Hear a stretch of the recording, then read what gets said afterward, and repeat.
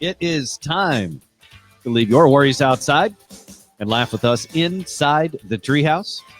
I'm Dan O'Malley, along with Trey Trenholm and Jerry Caldwell. Raj is out today, and we'll get into that a little bit later. We will have a very special edition of Believe It or Not, starring our very own Raj Sharma. That's coming up today in the Treehouse. Right out of the gate, however, we need to talk about something extremely important. If you walk into a bar and there are chickens, are you going to stay at that bar or are you going to leave? What are the chickens doing? Cocaine. Oh, I'm staying.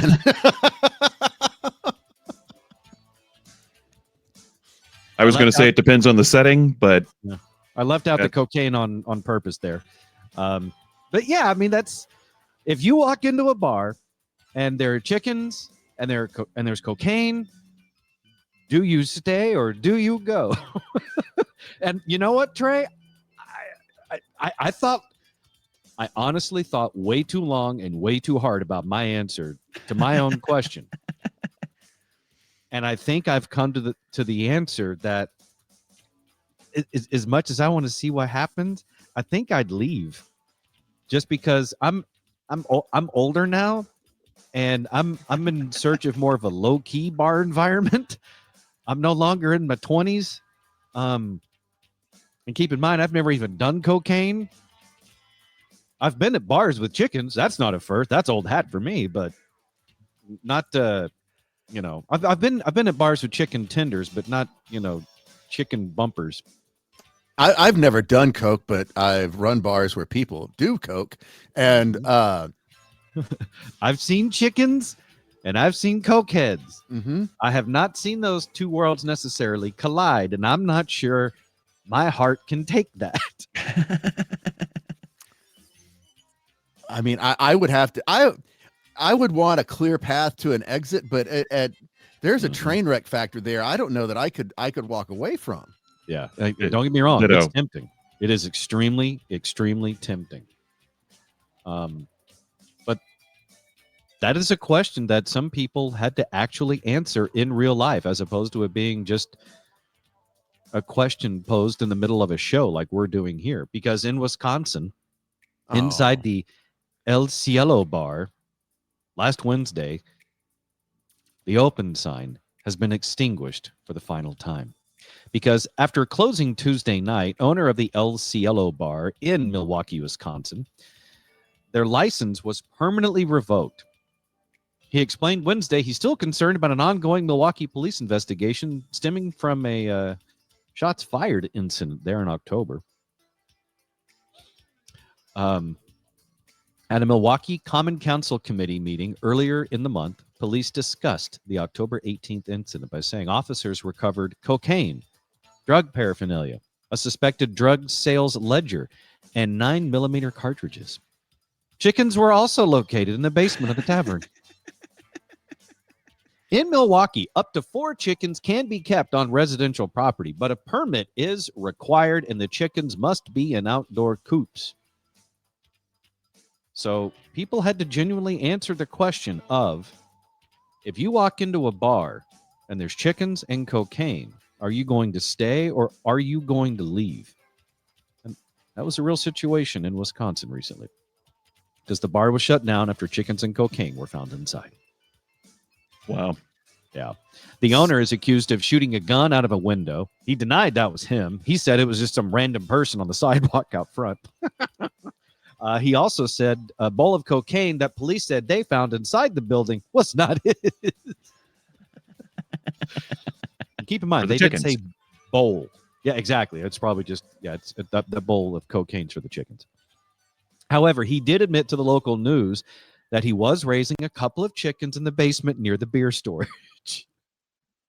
He explained at the city council meeting that he planned on eating them. He says the chickens that were located in the basement of the tavern, one of the alder persons had asked the chickens that were located in the basement, why were they there? The owner said, for eat. In my house, I live in the upstairs. And then they asked him, you kept them in the basement and then brought them up to kill them? And he said, in my house, yeah. In the end, between the cocaine, the gunfire, the noise complaints, and the chickens, the city council had heard enough. The full council voted to revoke the license of the El Cielo bar in Milwaukee, Wisconsin last Tuesday. Any of those two things would have been fine. Any combination of those two, but all three, that's just too far. That's actually 4, Jerry, because it's the cocaine, the gunfire, the chickens, and the noise complaints from the previous 3.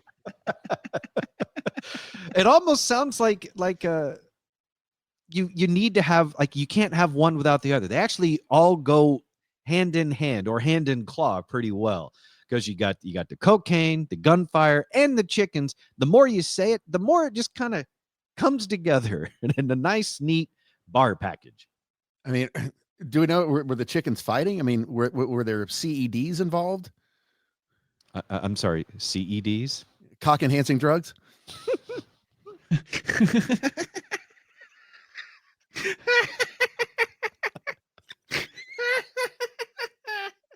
So you are suggesting that this Milwaukee bar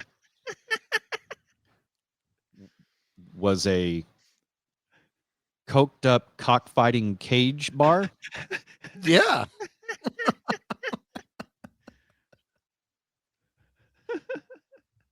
I mean, we don't know. Right. It's possible, but according to the owner, he said he planned on eating them. But I'll admit, Trey, that's an angle I had not thought of in this situation.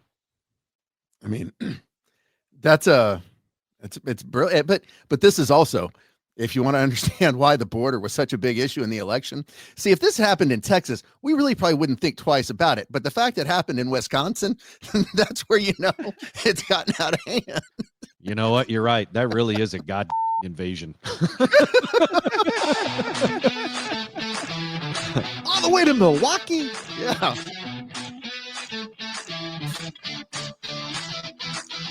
You're listening to the Treehouse. Visit us online at treehouseonair.com.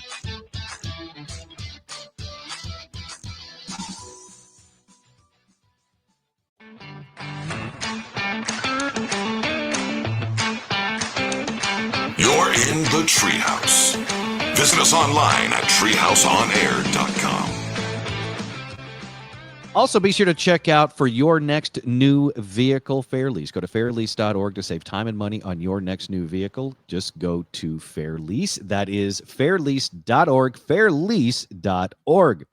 Back inside the Treehouse now, Dan O'Malley here, along with Trey Trenholm and Jerry Caldwell. Our buddy Raj Sharma is out today, and where he is fascinating. And it's so fascinating that I am going to make it a subject of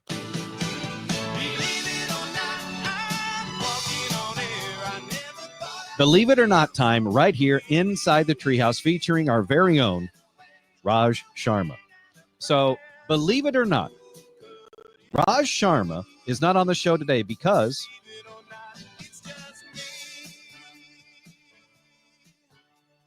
he flew to New York City. That's not the believe it or not part. He actually did. He is flying to New York City today. Believe it or not, the reason Raj Sharma is on his way to New York City is because his ex's apartment caught on fire and he wanted to make sure she's okay. Do you?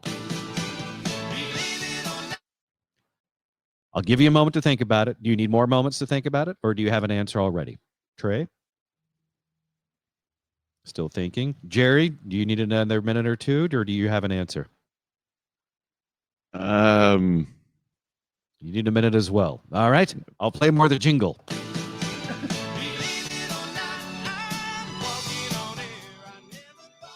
Raj Sharma is on his way to New York City. Is it because? Do you believe it is because his ex's apartment caught on fire and he wanted to go make sure she was okay? Do you?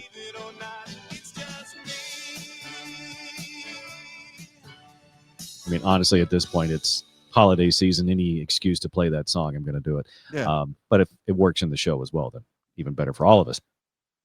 All right, now I've given you a little additional time to think about it. Do you believe that a Treehouse cast member and friend, Raj Sharma, flew to New York City because his ex's apartment caught on fire? Do you believe it or not? Jerry?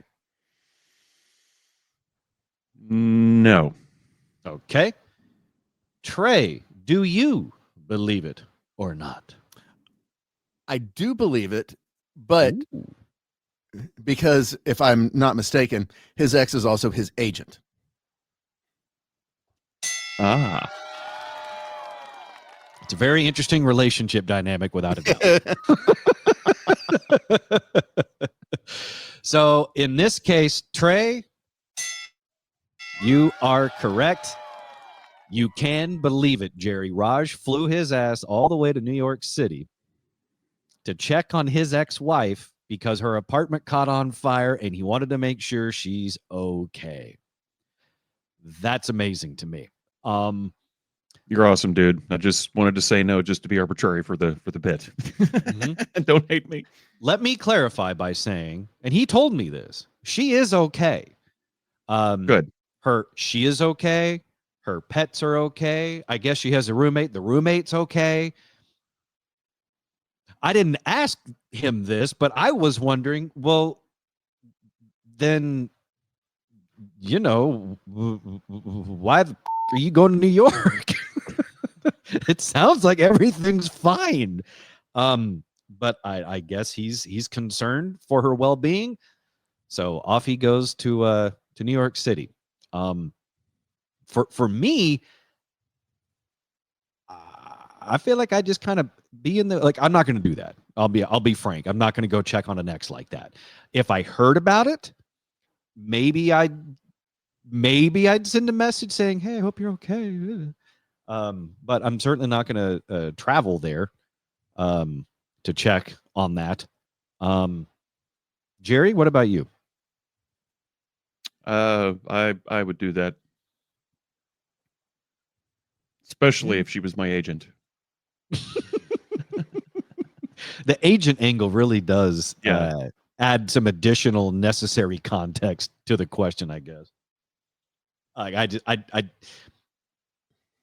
I don't wish any ill will on any of my exes or anything like that. Right. I can't speak for all of them. But if my house burned down, I'm not expecting any of my exes to show up. At least not to help me in any way. And if they did, okay, or offer, to me it's weird. Can we just, maybe that's the angle I'm trying to think of. Is it weird? It seems weird. It's weird, right? Raj is weird. Well, yes, Raj is weird, but I don't think that's necessarily weird. Just as, he's a big-hearted guy. So it's also the person who affects his bottom line. So. And perhaps it's been too long since he's been to Caroline's in New York and done a set. Yeah. So maybe it's not just purely out of the goodness of his heart that he's checking in on her. He wants to make sure that all his bookings are still intact for the remainder of the year. I just want to make sure you're okay. I mean, I know things are in a weird place, and I just want to make sure you're okay. Glad the pets are fine. Glad the fish didn't deal boil. happening. Mm-hmm. Who's your favorite comic?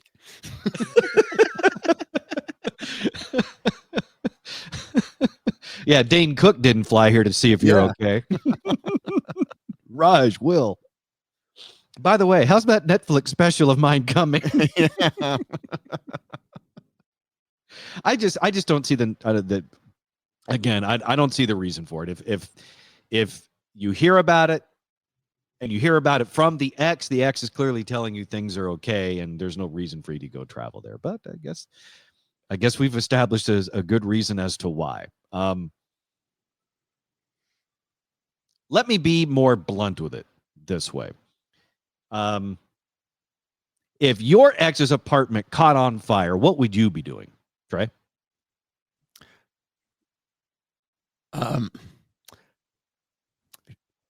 Making sure I had an alibi and then going and buying a bag of marshmallows.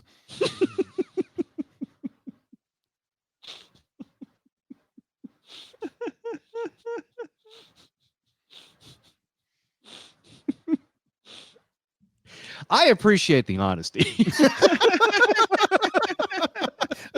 Well, Hmm? like you said, if my apartment was burning down and my ex showed up, they'd have a 5-gallon, jug of gasoline. Yeah, they'd be guilty. Yeah. Yeah. They're the arsonist. You're listening to the Treehouse. Visit us online at treehouseonair.com.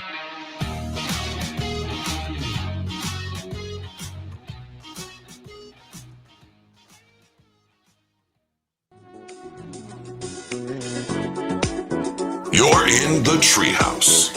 Visit us online at treehouseonair.com. You can get even more Treehouse than what you get for free. All you got to do is go to patreon.com/treehouseonair, and you can subscribe to get even more Treehouse. Treehouse Plus, Treehouse Super Plus, and Ultimate Treehouse. That's where you get all the stupid. That includes video episodes, uncensored mini episodes, all sorts of great additional content inside the Treehouse when you go deeper at patreon.com/treehouseonair. That's patreon.com/treehouseonair. Subscribe to the Treehouse today. Thank you very much. Back inside the Treehouse now. I'm Dan O'Malley, along with Trey Trenholm and Jerry Caldwell. In case you missed it, our friend and colleague Raj Sharma is flying to New York City to look after his ex, whose apartment caught on fire. Everything's fine, supposedly, but he just wants to make sure she's okay. And we commend him for it. And also realizing that since she is his agent, it makes business sense as well. Now, speaking of business and doing things that make sense, I'm going to share with you a story that is particularly shocking to me today. We've all heard and seen about Bad Teacher movie, right? Cameron Diaz. So we know Bad Teacher movie. We know Bad Judge. That was a TV show. Our buddy Tone Bell actually co-starred in a TV show, Bad Judge. Well, now it's time for Bad Surgeon. But this is not a TV show, and it's not a movie, at least not yet. This is real. And if I'm being honest, this is damn terrifying. Because a surgeon who allegedly killed a patient by firing stapling devices blindly and removing the wrong organ loses another medical license. How did he get two? Look, to a certain degree, second chances are a nice thing. But if you're a surgeon, I don't know if you should get a second chance. I feel like that's if there's ever an occupation where you should not get a second chance, it should probably be surgeon. I mean, it kind of depends. Especially if you remove the wrong organ, because I feel like as a surgeon, anatomy 101 really, if you failed that, let's stop there. Yeah, it is troubling as well because, I mean, Trey, you've had knee surgeries, and when they come in for a pre-op, what do? They mark the leg. Oh yeah, they got to make sure that they operate on the right leg or correct leg. Don't say right, because then that might screw them up. So they'll come in and mark your leg. I guess in this instance is a little bit different because you can't open the patient up, mark the pancreas first, so the doctor knows, and then close them back up, and then everything, because it's inside. There's a little picture of your guts on your paperwork that goes in there with you, and they're supposed to mark it on there. This is what's coming out. Supposed to. I mean, the second chance thing depends on what they did. A little nick here, a little something like that, but getting into a staple gun fight in the middle of the surgery, yeah. Not the way to go. A surgeon who allegedly performed multiple wrong site surgeries, including one that resulted in a patient's death after the wrong organ was removed, has surrendered his medical license for the second time. Dr. Thomas Sheknovsky was licensed to practice osteopathic medicine in both Alabama and Florida. Somewhere in this story, Florida had to play a role, and here it is. However, following the death of one patient who died after the doctor allegedly mistakenly removed the man's liver instead of his spleen during emergency surgery in August, he's now barred from practicing in both states. Records show that the doctor voluntarily surrendered his license in Alabama, where authorities have also blocked him from practicing. As a previous report has indicated, the doctor was ordered to surrender his Florida license in September. He's now listed as having retired from practicing medicine in the state. 2 states down, 48 more to go. That's right, man. It's like most people, like on the side of their RV, will like mark the different states they've been to. This guy's his medical license is the same map. It's just instead of places he's been, it's just places he's no longer allowed to operate medicine or on people. I had to Google this just to make sure, but the spleen and the liver are on opposite sides of the body.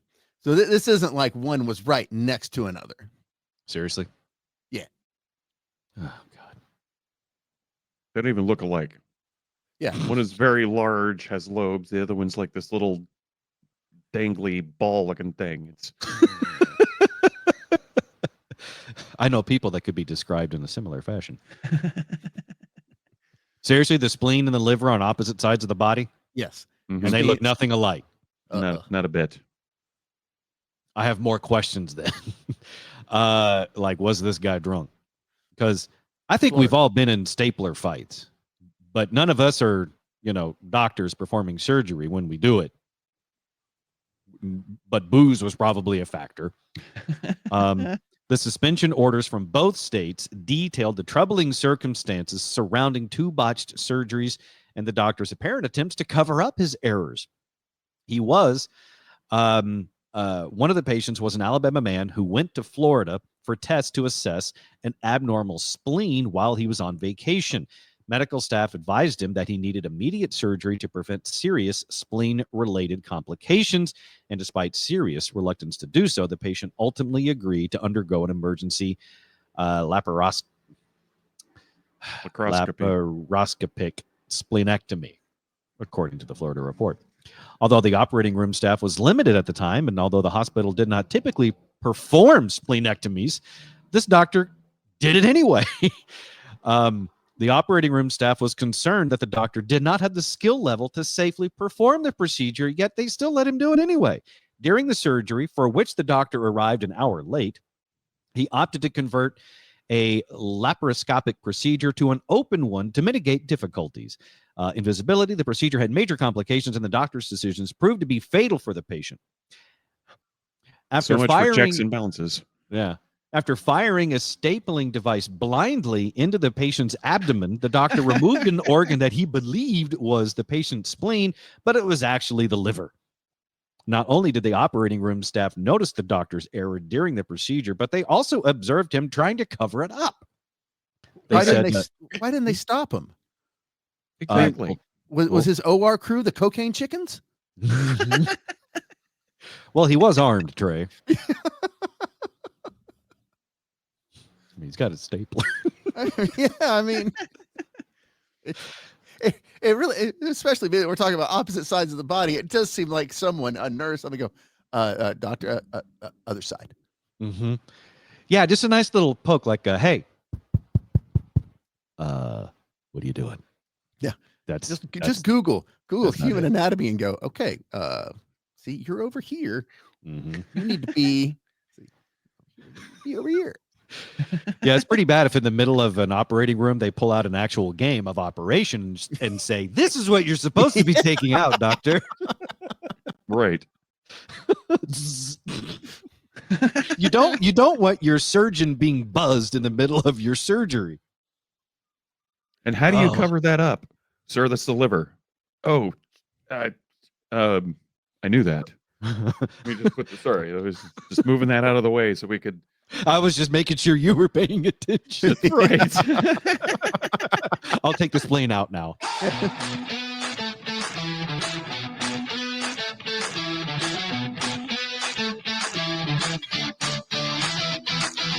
You're listening to the Treehouse. Visit us online at treehouseonair.com. He's just trying to put it back in. Okay, I was just testing you guys, making sure. Now we'll do the real surgery.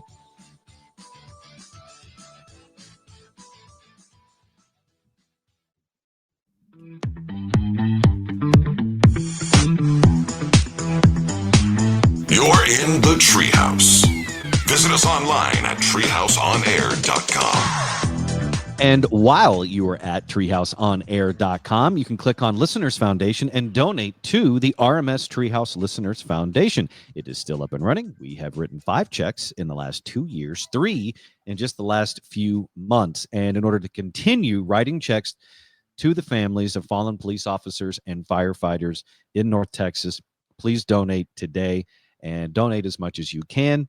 And we would appreciate it. And not just us, but the families on the receiving end of those donations appreciate it as well. So go to treehouseonair.com, click on Listeners Foundation. You can donate right then and there. All the ways to do so are there. PayPal, Venmo, or mail in a check. It's all right there. Go to treehouseonair.com. We're back inside the Treehouse now. I'm Dan O'Malley along with Trey Trenholm, and Jerry Caldwell is in today as well. So big day, big Monday, post-Thanksgiving inside the Treehouse. And I'm excited for this story because this is one Trey found. And the stories that Trey finds are always entertaining, without a doubt, every single time. And I'm not being hyperbolic here. I truly mean it. When Trey finds a story and sends it, if I may be so blunt, you know it's going to be good. So here we go. Tesla versus raccoons, or more specifically, Cybertruck versus raccoons. This is not a new movie franchise from the Sci-Fi Channel. Oh, no. This is real news. This stuff really happened. Tesla Cybertruck versus a bunch of raccoons. Okay, here we go. Tesla Cybertruck owners may have the pleasure of driving one of the trendiest new vehicles on the road, but it has not been all glitz and glamour as they receive a bizarre warning about their trucks. The Cybertruck's bed vault has been mistaken for a dumpster by hungry raccoons. For anyone that's seen a Cybertruck in real life, that's not really a surprise. They do look a lot like dumpsters. The raccoon incident occurred while the Cybertruck owner was on a camping trip in Minnesota. A person claiming to be the owner of a Tesla model Cybertruck wrote in a forum that all he had in his Cybertruck at the time was a bag of unopened chips in a closed storage box and coffee. According to a writer, he says, I do think the Cybertruck in a certain light looks exactly like a dumpster. That's what Aaron Turpin told the Cowboy State Daily. Okay. And it's true. The Cybertruck does look a lot like a dumpster. There's no shocker there. I think even Elon Musk would admit to that. And Tesla CEO Elon Musk has been credited with developing Cybertrucks, a battery electric truck that was first delivered to customers last year. All Cybertrucks come with a tonneau cover, which protects the vehicle's cargo bed from water and other things that could cause harm. One, though, was visiting Meyer Big Island. Noticed paw prints on his vehicle, which he believed belonged to a raccoon, saying those do look like huge prints in the picture, but there were actually a series of smaller prints that were smeared. The camper added, "They're crafty, ruthless suckers, the raccoons. We saw them scheming in the evening before the crime." Oh, my God. Raccoons, which Reddit users call trash pandas, are often dumpster divers that eat almost everything. Mm-hmm. It's true. Humans frequently spot these animals in garbage cans or dumpsters rummaging for food, especially in urban areas. Raccoons hunt for food frequently, and if necessary, they can travel for miles just to find something to nibble on. Mm-hmm. Despite the owner claiming he only had chips and coffee in the Cybertruck, one person guessed that the raccoon could have attempted to break in because of marshmallows. So it's basically all form conjecture at this point. But the owner of the Cybertruck does say, my Cybertruck was assaulted by hungry raccoons. And they were able to chew through the Tesla's tonneau bed liner to get inside the bed of the Cybertruck. Oh. So imagine this. It was just a handful of days ago that Elon Musk said in just a few years, he wants to send these Cybertrucks to Mars. But they can't withstand raccoon teeth on Earth. Well, good thing there's no raccoons on Mars. Or water. Yeah, because they're not good at going over water either. I'm not even sure if they could run over a raccoon. No. I think a raccoon would just look at it, give it the middle finger, and just eat the whole thing. I mean, At least there's something attracted to a Cybertruck. You know, I can just imagine the conversation between two guys. One guy saying, "Hey, man, you like my new Cybertruck?" And the other guy going like, "Well, I know that you're going to get coons, but I don't think you're going to get any poon." Yeah. I mean, There's your bumper sticker. there's your new slogan. Mm-hmm. For things that like shiny. Cybertruck, coons, not poon. I don't think that's going to sell very well. It might be accurate. Yeah.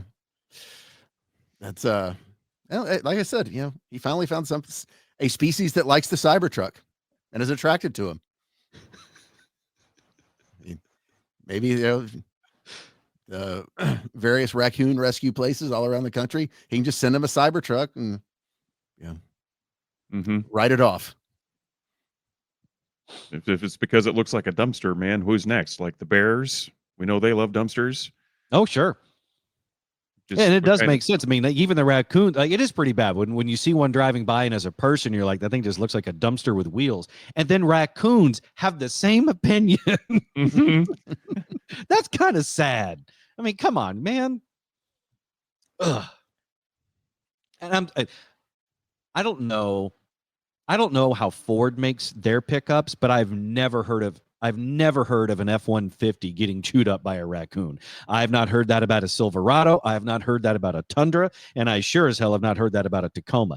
I'm pretty sure my dad's orange Datsun from the 80s would have withstood raccoons better than this Cybertruck. Yes. Trey, you look deep in thought. You try. Yeah, I was trying to think. I mean, maybe a Dodge, but who knows? It's just the peeing on it thing again. Yeah.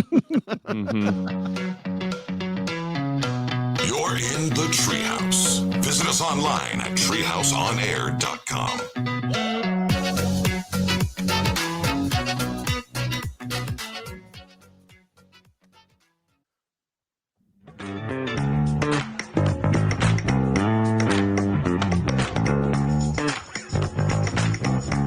You're in the Treehouse. Visit us online at treehouseonair.com. You can talk back to us right here inside the Treehouse. Go to treehouseonair.com. Click on that little microphone in the lower right-hand corner and send us a message right there. You record it right there on the website, treehouseonair.com, and you can talk back to us right here inside the Treehouse. Again, that is treehouseonair.com. That's treehouseonair.com. We are back inside the Treehouse now. Dan, along with Trey and Jerry, Trey and I are now pissed at you. Tell us again, as we were playing the bumper going into that last segment. Tell us exactly what you said. I said raccoons are tenacious little bastards. And then? I remember having to chase one through the forest because it stole my cough medicine. To which Trey and I promptly responded, "Why didn't you tell us that on the air?" Yeah. And your response was, Jerry? I couldn't figure out a way to just organically, put it in there. I didn't want to just hijack the hijack away. When you got a story about you chasing a raccoon with a scissor into the woods, you interject that. And the segue was right there. You said, raccoons are tenacious little bastards. I had to chase one into the forest because it stole my cough syrup. There it was. That's the segue. There's the transition. There's all of it. Yeah. Would you have going to do birthdays in this segment? Now I'm just can yell at you. Would you have a story that involves raccoons and cough syrup? There, no organic needed. You just throw that bastard out there. Yeah, you wedge that right in hard. Don't even ask for permission. Just go for it. Trey and I'll lay back and take it. Yeah. All right. My bad. So set the scene. So I was camping out in the Washita National Forest in Arkansas. Arkansas raccoons make sense. Mm-hmm. Yep. And we'd been out there for like 3 or 4 days at this point, and it was early spring, so it was kind of cool and kind of moist, and it was starting to develop a little bit of a cough. So we went into town, up into Hot Springs, and got a few things, one of which was cough syrup. The good stuff, because back then you could get the good stuff pretty easy. We came back to the campsite and did dinner, and I had put all the food away. Okay, like all the desserts, everything. It was all locked up. But man, we're just sitting around the campfire and we hear rustling behind us. And we know that there's animals out there. And I pick up the flashlight and I turn around and there's a raccoon and he's just wide-eyed and he's standing there and one hand's up in the air and the other one's holding a plastic bag that's got my cough syrup in it. That's exactly how I imagined it. Uh-huh. And I point the Darkness, flashlight. and then the flashlight reaches over. Then you see him. He's like, and he's he's frozen. And all you see is like one hand up, like don't shoot, and the other hand holding a cough syrup bottle. Right. So I yelled at him and got up to, go and get it. And he takes off through the forest. So I started chasing him in the dark with a flashlight through the forest. And this thing is running on three legs with the other arm holding the bag that had the cough syrup in it. Hopped up on decongestant. I mean, yeah. So it's breathing super clear and just taking off into the woods. When you say when the good stuff was easy to get, are we talking about, like when you could buy pseudoamphetamine product over the counter instead of behind the, are we talking about that you went to somebody's trailer in Arkansas to buy this stuff? No. No, it's when you could just get a bottle that had like Sudafed. So it was the good stuff back in the day that they didn't keep behind the counter that you didn't have to show your ID for. Right. So basically, I'm going to rephrase. I'm going to sort of reset your story here. So what you did was you chased a meth raccoon into the Arkansas woods. Armed with only a flashlight. That's stupid. Mm-hmm. You're lucky to be alive. Well, he appeared to be working didn't alone. Have a knife on him. He would have gut you in those woods. Let a bear finish you off. I mean, it's possible. You were basically chasing the Breaking Bad raccoon into the woods. Yeah. Right. I mean, it occurred to me once or twice that maybe he was leading me to the pack. Uh-huh. And your flashlight hits, instead of it being one looking stunned, it's 1,000 looking pissed off. Mm-hmm. There's a lesson here, Jerry, and that is don't chase a raccoon into the Arkansas woods with ingredients to make meth. You may have just been chasing a meth chef. I mean, I wouldn't put it past him. So, again, what's the lesson you have learned today? If it's that good, just go ahead and throw it out there. Yes. If you ever have a story about a raccoon stealing your cough medicine and you chasing it into the woods with nothing but a flashlight, you tell that story. We all need to hear that story. Yeah, I think, or even in a broader scope, if you can check the boxes of animal and drugs, it's a story we need to hear. Every single fucking time. You're in the Treehouse. Visit us online at treehouseonair.com.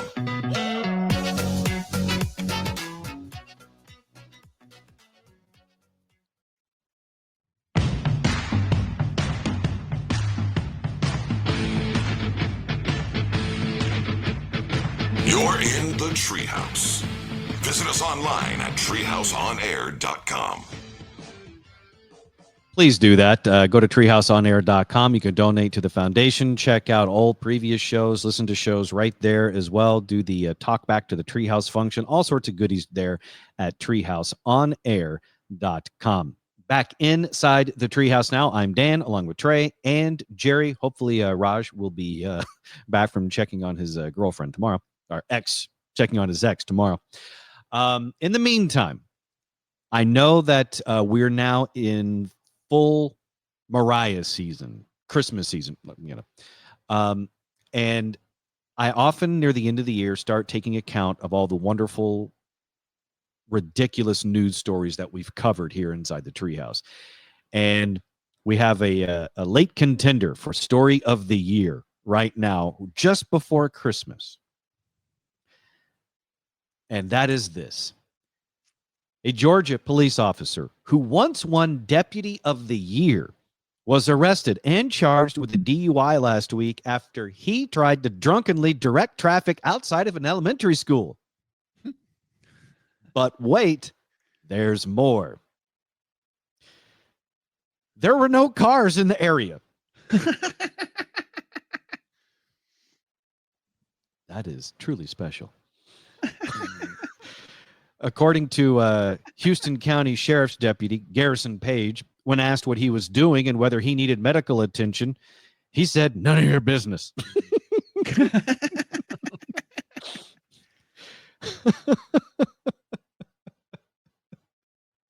He was dressed in plain clothes and driving a patrol car. Obviously, that's something some officers are allowed to do. But according to the incident report, he was allegedly slurring his words and standing unsteadily while talking with officers about what he was doing. He even walked away at one point to allegedly keep standing in the road. One witness who saw the scene told authorities that the officer appeared not right and was talking to himself while directing cars that did not exist. Look, I'm not one to throw stones, but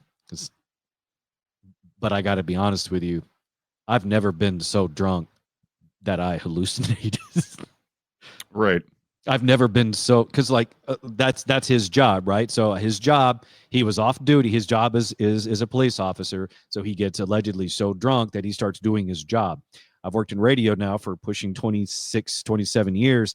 And not once have I ever been so drunk that I just started doing radio in the middle of it. There's been many times I've been doing radio where drunkenness broke out in the middle of that, but never the other way around. Yeah, where someone was doing a completely different show than you. No, that has happened. that part actually kind of has happened. But really, I mean, that's a truly special thing. I mean, it really is at its core. I've never been so drunk that I hallucinated. That story would be perfect, though, if he was Donald Ducking it. Oh, just a vest, orange vest. All right. Hold that thought. A Georgia police officer who once won Deputy of the Year was arrested and charged with a DUI last week after he tried to drunkenly direct traffic outside of an elementary school, despite there being no cars in the area. And also, he didn't have any pants on, just an orange vest. How's that? Perfect. That's your story. See, if you're going to fake news, by God, fake it all the way. Andy was hard.